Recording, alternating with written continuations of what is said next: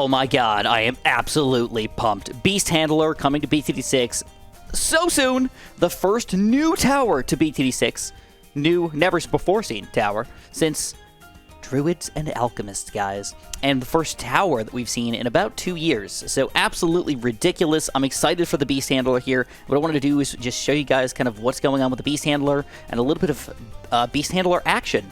Now, keep in mind that this is actually from Ninja Kiwi's video, so if you want to just watch their video really quickly, you can check that out as well. We go into a little bit more depth about what I think is going on here, and you guys can also let me know in the comments below what you think is going on if you think I'm completely wrong. So first of all, this is the Beast Handler. He's kind of small, kind of similar to like a Dart Monkey or Boomerang or something like that. You can see that he can hit multiple balloons with one single little jab of his little jabber majigger thing.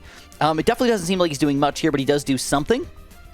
And then you can start to see he gets some beasts. So this is going to be the land beast. It's some sort of dinosaur here. You can see he does do a decent amount of damage with his dinosaur. Multiple balloons get popped with a single bite right there, which is definitely pretty solid. And they're already moving on here. They're not giving us too much info, and we're moving on to the water beast. So this is like a piranha shark looking thing. They kind of like upgrade over time. I believe these are 3rd tiers as well. And you're going to see green balloons getting absolutely slobber-knocked there. And then last but not least, the flying upgrade, which is the bottom path. And you're going to see this guy's doing a decent amount of damage as well, doing also group damage. So all of these guys seem to be doing a pretty cool and decent job. Now is where things get interesting, though. This is where the Beast Handler gets funky and very weird, and I still don't understand it completely. I'll have to play around with it before we actually understand this thing. So they're trying to explain just a little bit about how this actually goes down, but if we look at these little things over here, I just want to point out a couple things. First of all, they make sure that you do need water to end up getting the top path water version of anything. As far as the land version is concerned, obviously you could put that anywhere on land, which shouldn't be that big of an issue. And then you can also cross path with multiple different things here, so you don't need to just have one beast. It looks like you can cross path with multiple different beasts, which is really, really cool. Getting a T-Rex and a Gyrofalcon all at the same time. Sounds cool to me, man. But what happens is there's something going on here with some sort of beast power, and you need to get a certain amount of beast power, and then you merge them together to make even more powerful beasts. And then eventually, I think you can get some sort of 4th or maybe even 5th tier by merging even more 4th tiers together or something like that. So definitely very, very weird. And they were saying that it's kind of strategic because you have to decide when is the best time to go from 3 random Velociraptors to merge them together into maybe a bigger Tyrannosaurus Rex or something like that. Definitely excited to see how this is going to go down. Definitely weird mechanics, but, you know, Ninja Kiwi never screws up, and, well, I shouldn't say that. Ninja Kiwi usually doesn't screw up, so I'm excited to see what's going to happen here. You can see the merging aspect, making your T-Rex even stronger, not necessarily, you know, making 2 T-Rexes or something like that. And I think he's maxed out now. He's fully at his 24 whatever this is. So let's move on. So that's everything with the Beast Handler that we've seen so far. I can't go too in-depth with it because they've only given us little snippets, but I'm definitely excited, and I feel like he is a pretty fun tower to look at. Definitely exciting because he's going to change the game a lot. I don't know if beast handling spamming is going to be a thing, but it definitely could be. Now, as far as quests go, this is cool. So now we get, looks like 3 quests every day or something like that, and you kind of just do a couple things, beat races with Spriker Jones and do Quincy crap and stuff like that. They were also saying in the patch notes that special missions may become a thing eventually, so that's kind of exciting, or even other weirder missions.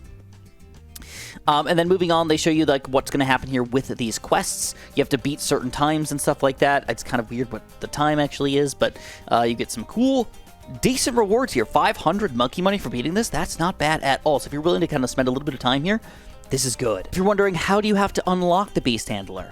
Well, for the Dartling gun, they had to get a certain amount of pops, and then they just said, here you go, here's the present, you get the Dartling gun, then of course you had to earn experience to level them up and everything. For the Beast Handler, though, they decided to make it a triple quest here. So you basically have to beat 3 different things of the quest, and you're probably messing around with the Beast Handler, obviously, in this quest to earn the Beast Handler. Makes a lot of sense, and it's really cool that they're just like kind of giving us this, and Insta-Monkeys as well, by beating these quests. So I'm definitely excited to show this off, show you how to earn the Beast Handler without any issues. There's some other fun shop items and stuff if you want to check out the video, but this is also the new map coming to the game, which looks pretty exciting. Definitely not Beast Handler oriented or anything like that, but I think you could use the Beast Handler pretty efficiently on this map. And I'm definitely excited to show this off for you guys. So I also wanted to make more content for you guys, so I'm going to do something weird in regular BTD6. So this is going to be a really short video. I just wanted to try something really goofy. I wanted to try to do a Striker Jones strategy in which I use Striker Jones and all explosive towers that don't work with Striker Jones. So no cannons and no mortars, and we want to use all explosion towers to try to beat this game. So I'm not limiting myself in any way on cross paths or anything like that. I'm not trying to make something ridiculous happen. I just kind of want to have some fun here and see if we can do something weird. SJB. So before I get too deep, I just want to go over my possible options to show you guys really quickly and just decide in your head if you think this is possible and or going to be easy. First of all, Rocket Storm, Bottom Path Ninjas, Explosive Spiked Mines, Ballistic Missile, and all the way up to Preemptive Strike, I think. And then all the way up to Pirate Lord, which this could be the game changer for us. This is going to be a solid tower. And let's not forget about Ground Zeroes and Bomber Races. We can also use those guys, but we are definitely limited on space here. And then I just want to throw this out there really quickly. I could probably also use things like a Fireball Wizard, but I'm just going to say probably not on that one. All right, here's the first mob ready to come out. I've got a Dartling Gun, I've got a Flash Bomb Counter-Espionage Ninja, which I know is really weird, but I think it's going to be at least okay for us. I've got to pop these ceramics, though. Uh-oh. Woo! Scary stuff, but we do pop the first Moab, and I think in the future, though, I do want to go for a couple Bottom Path Ninjas up to 4th tier, but I'm probably going to end up getting them up to not Counter-Espionage, because this guy is usually useless, but in this case, I kind of need more cam detection, man. I don't have that much. Check out round 42, by the way. I do have him on camo popping power, so he is going to hit the camos in particular, at least try to. Seems like it's going okay or good enough.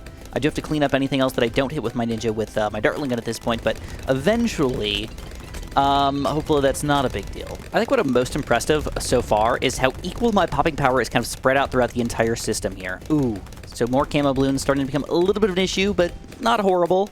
Still clean upable. But this guy's got 6,000, 17,000, 6,000, 6,000, 6,000, and 10,000. So, I mean, clearly this guy's doing the best, but I definitely spent the most money on him. And he has been around the longest, too. But, hey, I'll take it. And I really don't want round 63 to be a problem, because I'm $2,000 away from my Pirate Lord, and that just feels like a very, very awesome thing to have happen to me. But this is a lot of balloons. Oh, I think the frickin' Monkey Pirates just owned that all up the wazizzle here. Alright, sadly, I can't use Pirate... oh, Striker Jones gets another ability, but... Oh, dang!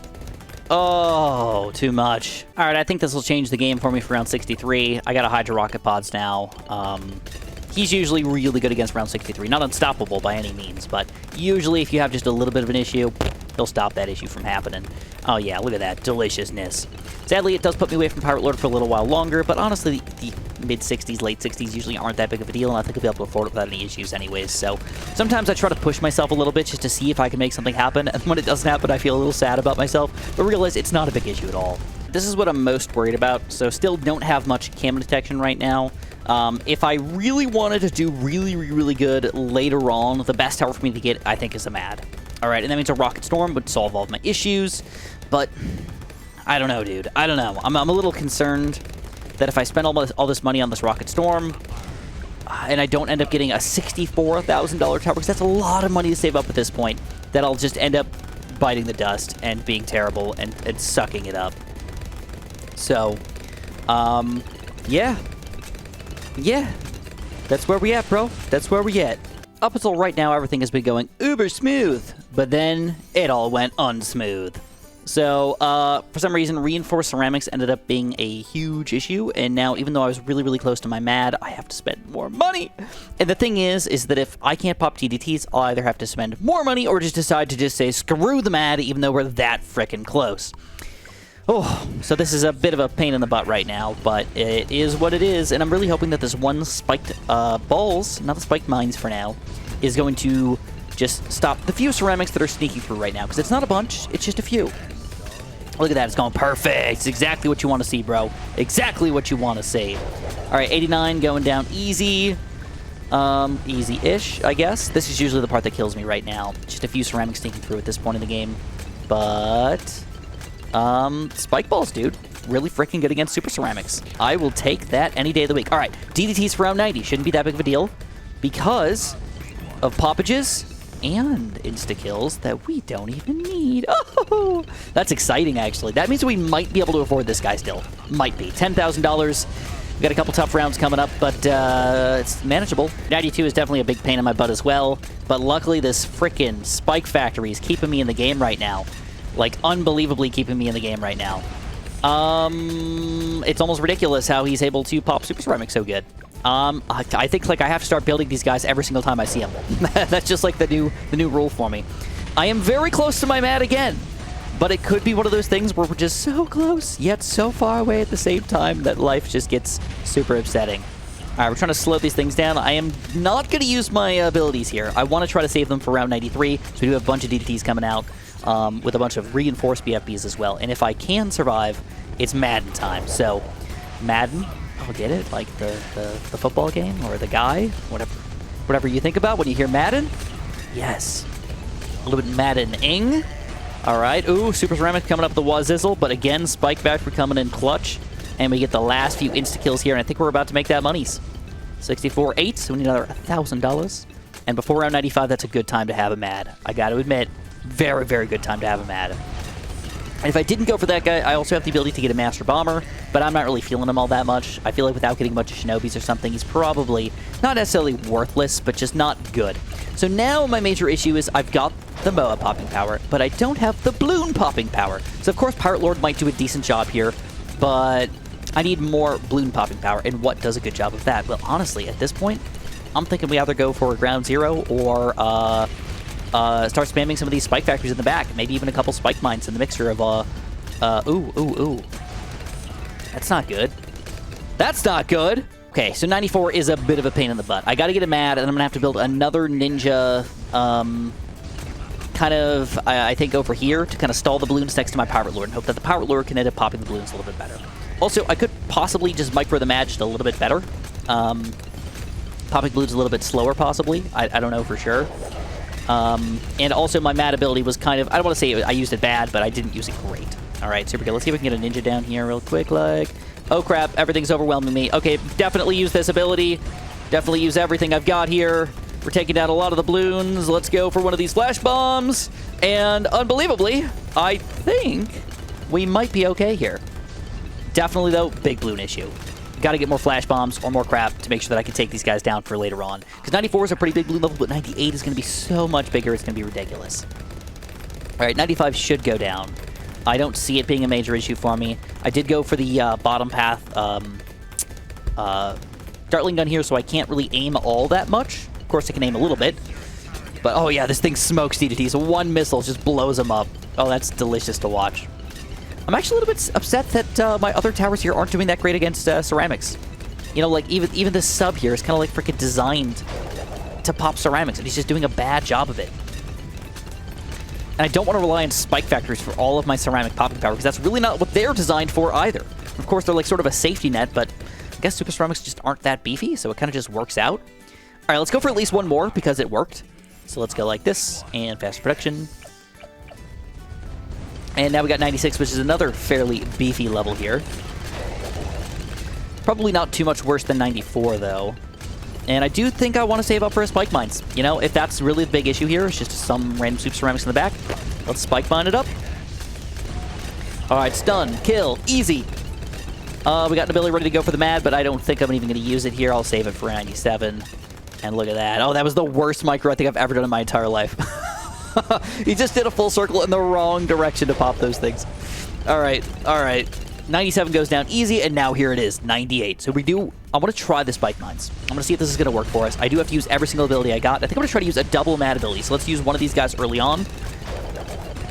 Stun things, keep them on the screen. We might go for a second Mad ability here. I might even save that guy for round 99, but I don't think I'm going to need it because DDTs probably won't be that big of a deal. All right, Spike Mines. Are you going to do your job today?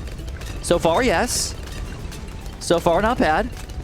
Got a lot of stunning capabilities, a lot of instant kills ready to go. And another Mad ability? I'm not even going to waste it. I don't think we need it. I think Spike Mine's got it.